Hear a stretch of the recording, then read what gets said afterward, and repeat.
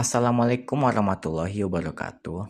Perkenalkan saya Andrian Triatmaja dengan NIM 2401112761.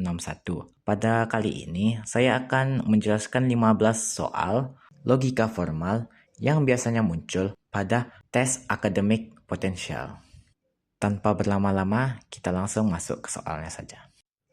Kita masuk ke soal yang pertama. Semua mahasiswa HI suka berdiskusi. Sebagian orang yang suka berdiskusi aktif organisasi. Jadi kesimpulannya, A. Semua mahasiswa HI aktif organisasi. B. Sebagian mahasiswa HI aktif organisasi. C. Mahasiswa HI mungkin aktif organisasi. Atau D. Tidak ada mahasiswa HI yang aktif di organisasi. Nah, untuk jawabannya itu adalah C. Kenapa? Karena diketahui bahwa semua mahasiswa HI suka berdiskusi. Sebagian suka berdiskusi, aktif organisasi. Oleh karena itu, karena hanya sebagian, maka tidak dapat dipastikan mahasiswa HI aktif organisasi. Namun kemungkinan itu ada. Kita masuk ke soal yang kedua. Jika hujan turun, maka jalan menjadi basah. Jalan tidak basah. Maka kesimpulannya adalah A. Hujan turun, B. Hujan tidak turun, C. Jalan licin, atau D. Tidak dapat disimpulkan. Untuk jawabannya adalah B. Hujan tidak turun. Jadi bisa dilihat bentuk logikanya itu jadi seperti ini. Jika P berarti Q, maka tidak Q berarti tidak P. Jika hujan turun, maka jalan menjadi basah. Jadi ketika jalan tidak basah, hujan tidak turun. Begitu.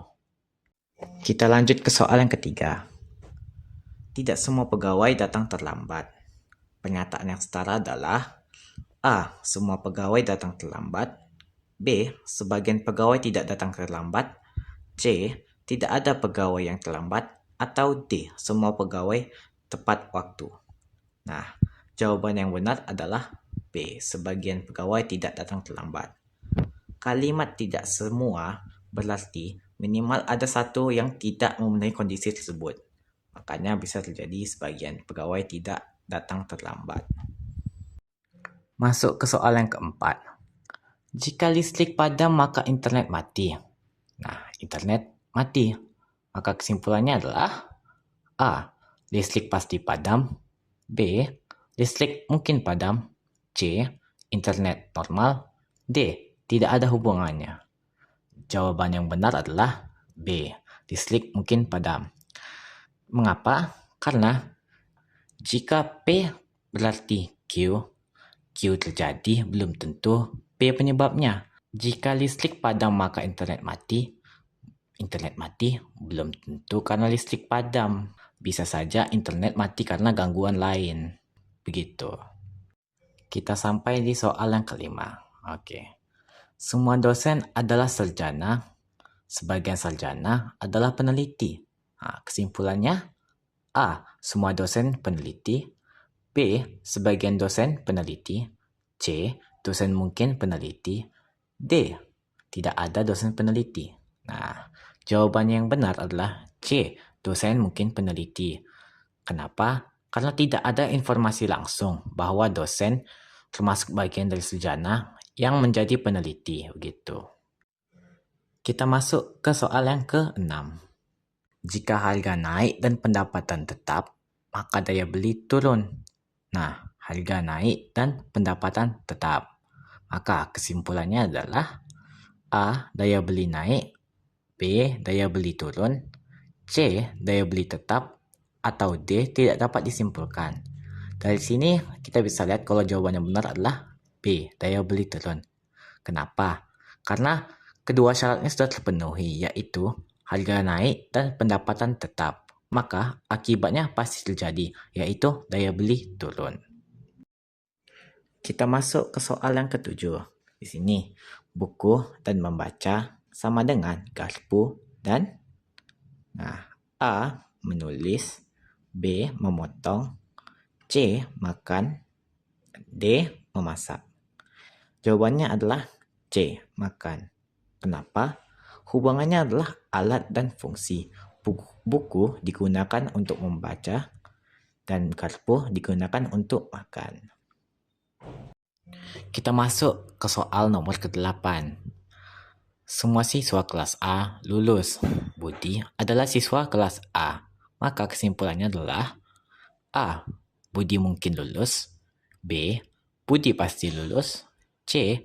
Budi tidak lulus. Atau D. Tidak dapat diketahui. Nah, jawabannya adalah B. Budi pasti lulus. Karena di situ dikatakan semua anggota kelas A lulus dan Budi adalah bagian dari kelas A. Maka Budi pasti lulus. Kita masuk ke soal nomor 9. Sebagian mahasiswa bekerja paruh waktu. Semua yang bekerja paruh waktu memiliki penghasilan.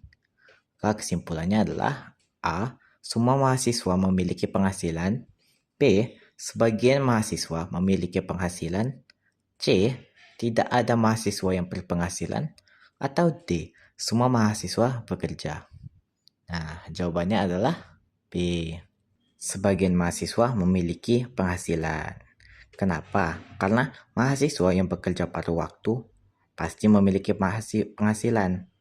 Dan di situ juga dikatakan bahwa mahasiswa yang bekerja paruh waktu hanya sebagian. Kita masuk ke soal yang ke-10. Semua burung bisa terbang. Penguin adalah burung. Jika diketahui penguin tidak bisa terbang, maka A. Pernyataan pertama salah. B. Penguin bukan burung. C. Semua penguin bisa terbang. Atau D. Tidak ada kontradiksi. Jawabannya adalah A. Pernyataan pertama salah. Karena ada pengecualian, maka pernyataan semua burung bisa terbang itu tidak valid jadinya. Gitu. Masuk ke soal yang ke-11. Sebagian besar peserta hadir tepat waktu. Maka kesimpulan yang benar adalah A. Semua peserta hadir tepat waktu. B. Tidak ada peserta yang terlambat. C. Ada peserta yang tepat waktu. Atau D. Semua peserta terlambat. Jawabannya adalah C. Ada peserta yang tepat waktu. Jika sebagian besar tepat waktu, maka pasti ada yang tepat waktu. Begitu. Masuk ke soal yang ke-12. Jika Andi belajar, maka ia lulus. Jika ia lulus, maka ia mendapat hadiah. Andi belajar, maka kesimpulannya adalah A. Andi mungkin mendapat hadiah. B. Andi pasti mendapat hadiah. C. Andi tidak lulus.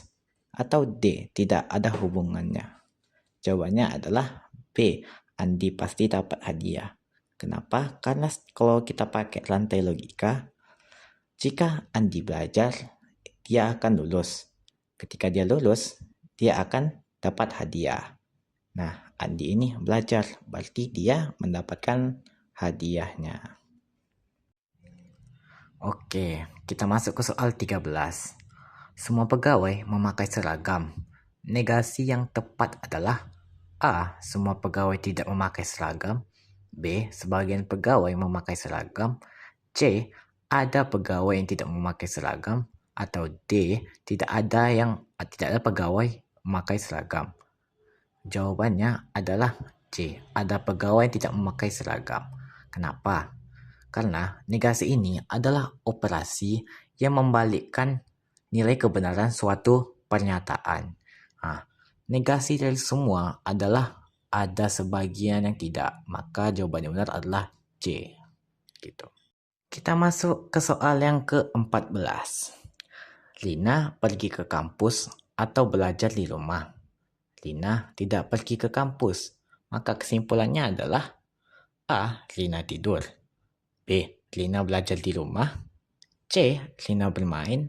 Atau D. Tidak dapat diketahui. Jawabannya adalah B. Lina belajar di rumah. Kenapa? Karena bisa kita lihat seperti ini. Bentuk logikanya. P atau Q. Tidak P, maka Q. Lina pergi ke kampus atau belajar di rumah. Lina tidak pergi ke kampus, berarti dia belajar di rumah. Begitu. Kita masuk ke soal yang terakhir, yaitu 15. Jika ekonomi membaik, maka lapangan kerja bertambah. Jika lapangan kerja bertambah, maka pengangguran berkurang. Nah, pengangguran tidak berkurang. Maka kesimpulannya adalah A. Ekonomi membaik, B. Lapangan kerja bertambah, C. Ekonomi tidak membaik, atau D. Tidak dapat disimpulkan. Jawabannya adalah C. Ekonomi tidak membaik. Bentuk logikanya itu seperti ini. Jika ekonomi membaik, berarti lapangan kerja bertambah. Jika lapangan kerja bertambah, berarti pengangguran berkurang. Karena penganggurannya tidak berkurang, maka rantai akibat itu gagal terjadi, yang artinya ekonomi itu tidak membaik. Begitu.